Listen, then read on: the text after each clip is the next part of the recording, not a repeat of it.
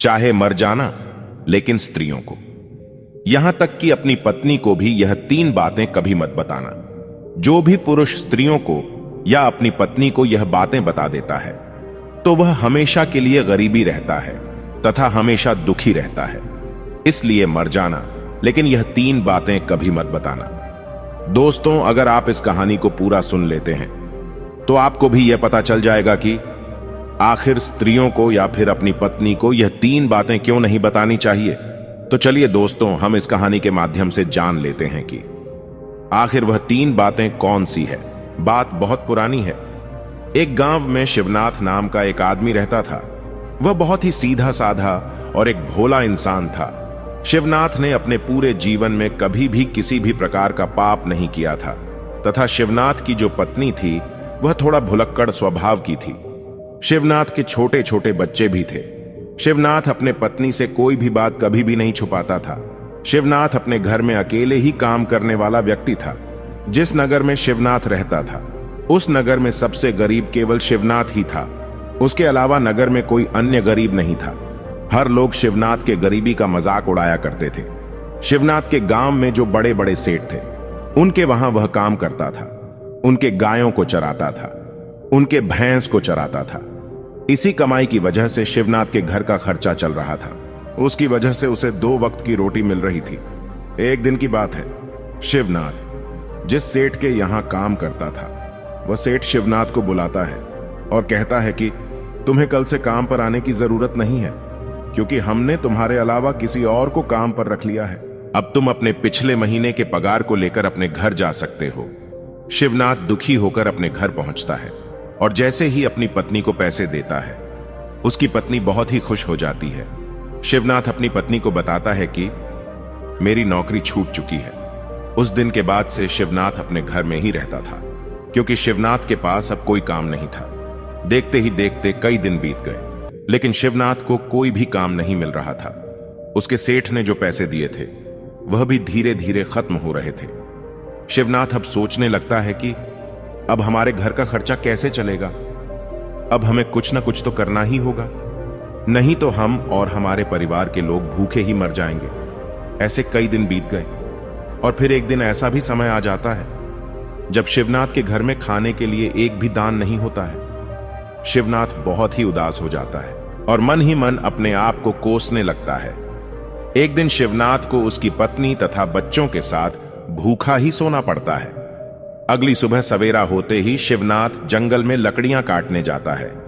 शिवनाथ जैसे ही लकड़ियां काटने जा रहा था उसे रास्ते में एक महात्मा दिखाई देते हैं। शिवनाथ महात्मा जी के नजदीक जाता है। शिवनाथ उस विद्वान महात्मा को प्रणाम करता है और उनके पैरों में गिर जाता है और कहता है कि हे महात्मा, मेरे घर में खाने के लिए दाना तक नहीं है। मेरी पत्नी और मेरे बच्चे भूखे मर रहे हैं। कृपया आप मुझे कोई ऐसा रास्ता बताएं जिसकी वजह से मेरी पत्नी और बच्चे भूख से ना मरे और मेरा घर ठीक से चले। यह सुनने के बाद महात्मा जी शिवनाथ की तरफ देखते हैं और सोचते हैं, यह इंसान तो बहुत ही भोला भाला है। इसने आज तक कोई भी पाप नहीं किया है। यह सब देखकर उस महात्मा ने शिवनाथ को बताया कि मैं तुम्हें एक पेड़ के बारे में बता रहा हूं। अगर तुम उस पेड़ के पास जाकर तुम जो भी कुछ मांगोगे वह तुम्हें अवश्य मिलेगा। अगर तुम उस पेड़ की छोटी सी लकड़ी काट लेते हो तो वह सोने में बदल जाएगा और इस तरह तुम अपने घर को चला सकते हो, अपने घर से गरीबी को दूर कर सकते हो। आखिर में वह महात्मा कहते हैं कि अगर तुमने ये बात किसी अन्य को या अपने परिवार में अपने पत्नी या अपने बच्चों को बताई तो वह पेड़ सब कुछ देना बंद कर देगा। उसके बाद शिवनाथ उस पेड़ के पास पहुंचता है तो वह सोचने लगता है कि मैं इस पेड़ से क्या मांगू। तभी उसे अपने पत्नी और बच्चों का ख्याल आता है जो भूख प्यास से मर रहे हैं। तो उसने उस पेड़ से एक बोरी चावल मांगी। जैसे ही शिवनाथ पेड़ से एक बोरी चावल मांगता है तो ना जाने कहां से एक बोरी चावल तुरंत ही उसके सामने आ जाता है। शिवनाथ एक बोरी चावल लेकर अपने घर चला जाता है और उस दिन शाम को शिवनाथ, उसकी पत्नी और उसके बच्चे भरपेट भोजन करके सो जाते हैं। उस दिन शिवनाथ ने अपनी पत्नी को यह नहीं बताया था कि मैं एक बोरी चावल कहां से लाया था। शिवनाथ दूसरे दिन उस पेड़ के पास जाता है और शिवनाथ उस पेड़ से 10 सोने की मुद्राएं मांग लेता है। जैसे ही शिवनाथ मुद्राएं मांगता है तो झट से शिवनाथ के पास 10 सोने की मुद्राएं आ जाती हैं। शिवनाथ 10 सोने के सिक्कों को पाकर और खुश हो जाता है और अपने घर आ जाता है और अपनी पत्नी को 10 सोने के सिक्के देता है, तो उसकी पत्नी बहुत खुश हो जाती है। शिवनाथ ऐसे ही हर रोज उस पेड़ से 10 सोने के सिक्के मांग कर लाता था। उसके बाद एक दिन की बात है जब शिवनाथ उस पेड़ से हजारों सोने के सिक्के मांग लेता है, और जैसे ही शिवनाथ सोने के सिक्के मांगता है, उसके सामने एक बोरी सोने के सिक्के झट से आ जाते हैं। फिर उस बोरी को अपनी बैल की पीठ पर रखकर अपने घर लेकर चला जाता है। इतने सारे सोने के सिक्के देखकर उसकी पत्नी बहुत ज्यादा खुश हो जाती है और उसे रहा नहीं गया। वह शिवनाथ से पूछने लगी कि आखिर आप इतने सारे सोने के सिक्के कहां से लाए हैं? शिवनाथ बहुत ही शांत स्वभाव का व्यक्ति था। वह कभी भी झूठ नहीं बोलता था। वह बहुत ही ज्यादा भोला भाला था। वह तुरंत ही अपने पत्नी को सारी बातें बता देता है। शिवनाथ धीरे धीरे बहुत अमीर व्यक्ति बन गया। शिवनाथ जिस सेठ के यहां काम करता था, वह उससे भी बड़ा धनवान व्यक्ति बन गया। यह सब देखकर गांव के सभी लोग दंग रह गए और सोचने लगे कि आखिर शिवनाथ भुलक्कड़ स्वभाव का इंसान इतना जल्दी इतना बड़ा आदमी कैसे बन गया। शिवनाथ से जो भी लोग पूछते थे कि आखिर तुम इतनी जल्दी धनवान कैसे हो गए, तो शिवनाथ किसी को कुछ भी नहीं बताता था, क्योंकि शिवनाथ को उस विद्वान महात्मा ने किसी को यह बात बताने से मना किया था। परंतु गांव के लोग शिवनाथ को छोड़कर शिवनाथ की पत्नी से यह बात पूछने लगे। शिवनाथ की पत्नी भुलक्कड़ स्वभाव की थी। उसके पेट में कोई भी बात पचती नहीं थी, तो शिवनाथ की पत्नी सारी बातें गांव वालों को बता देती हैं कि आखिर मेरा पति कहां से धन लाया है। कुछ दिन के बाद शिवनाथ जब उस पेड़ के पास धन लेने जाता है, तो वह पेड़ शिवनाथ को धन नहीं देता है।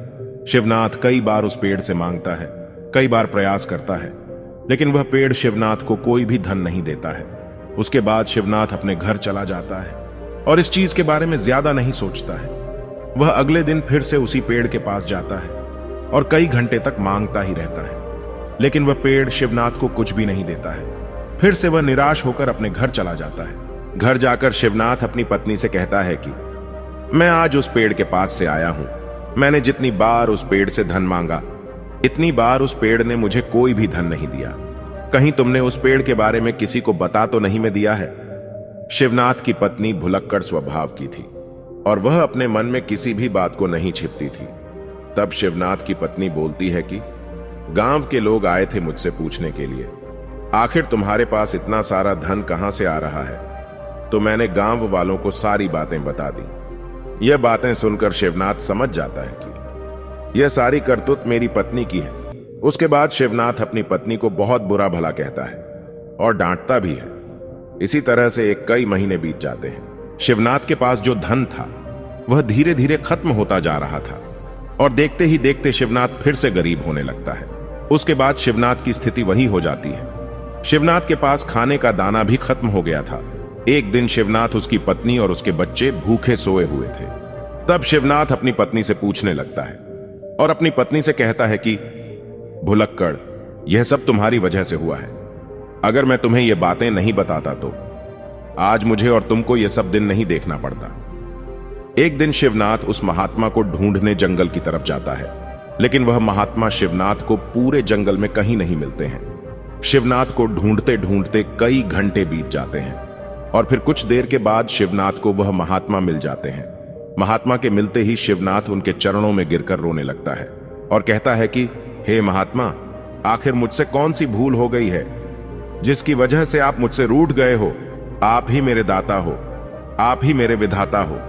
हे महात्मा, आप मेरी भूल को माफ करें, क्योंकि एक भूल के कारण आज मेरी पत्नी और बच्चे भूखे सोए हुए हैं। इसलिए हे महात्मा, आप मेरी सहायता करें। उसके बाद वह महात्मा कहते हैं कि शिवनाथ, अगर ऐसी बात है तो मैं तुम्हें माफ करता हूं, परंतु आज मैं तुम्हें एक बात बताने वाला हूं। कभी भी 3 बातें किसी भी स्त्री या फिर अपनी पत्नी को नहीं बतानी चाहिए।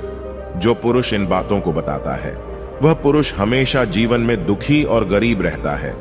उसके बाद वह महात्मा बोलते हैं कि शिवनाथ, अगर तुम इन 3 बातों को जान लोगे और अमल कर लोगे तो फिर से तुम्हारे अच्छे दिन आ जाएंगे। तुम्हारे पास ठीक उसी तरह धन आने लगेगा जो तुम्हारे पास पहले था।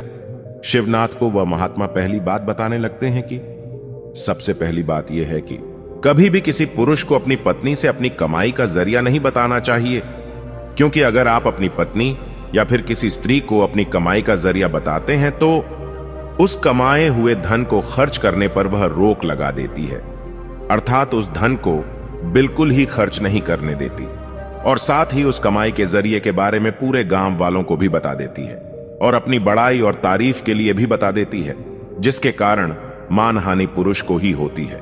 जिस प्रकार शिवनाथ की पत्नी ने शिवनाथ की कमाई का जरिया गांव वालों को बताया था, ठीक उसी प्रकार किसी भी पुरुष को अपनी कमाई का जरिया और अपनी कमाई के बारे में कभी भी किसी भी स्त्री या अपनी पत्नी को नहीं बताना चाहिए। दूसरी बात, किसी भी पुरुष को अपनी पत्नी या स्त्री को अपनी कमजोरी नहीं बतानी चाहिए, क्योंकि जो पुरुष अपनी कमजोरी बताता है वह खुद ही फंस जाता है। क्योंकि अगर आप अपनी पत्नी को अपनी कमजोरी बताते हो तो वह बार बार आपकी कमजोरी पकड़ लेती है और बार बार अपना काम करवाती है, उस कमजोरी को पकड़कर आपको दबाने लगेगी। अगर आप अपनी कमजोरी को अपनी पत्नी को बता देते हैं तो आप अपने जीवन में हमेशा पछताते ही रहोगे। इसलिए दोस्तों, किसी भी पुरुष को अपनी कमजोरी अपनी पत्नी को नहीं बतानी चाहिए। तीसरी बात, किसी भी पुरुष को अपनी पत्नी को अपने जीवन में हुए अपमान के बारे में नहीं बताना चाहिए, अर्थात जो पुरुष अपनी पत्नी को अपने अपमान के बारे में बताता है तो वह पत्नी हर बात पर, छोटे छोटे झगड़ों पर आपके उस अपमान के बारे में कहकर इसका हवाला देकर आपको परेशान करेंगी, आपको मजबूर करेगी और बार बार उस अपमान का हवाला देंगी। क्योंकि स्त्रियां धर्म और कर्म से बंधी हुई होती हैं, क्योंकि इनमें अपनी उनकी इच्छाएं छुपी हुई होती है, अपनी बातों को अन्य लोगों को नहीं बताती है, मगर दूसरे के बातों को दूसरों तक अवश्य बता देती है। इसलिए अगर आप अपने अपमान के बारे में अपने पत्नी को बताते हैं तो इससे आपकी ही मानहानि होती है। इसलिए ये 3 बातें कभी भी एक स्त्री को या अपनी पत्नी को कभी भी पुरुष को नहीं बतानी चाहिए। शिवनाथ महात्मा के कहे हुए इन 3 बातों पर अमल करता है और उनका धन्यवाद देता है और अपने घर जाता है। घर जाने के बाद शिवनाथ के बुरे वक्त धीरे धीरे खत्म होने लगे और उसके अच्छे दिन आने शुरू हो गए।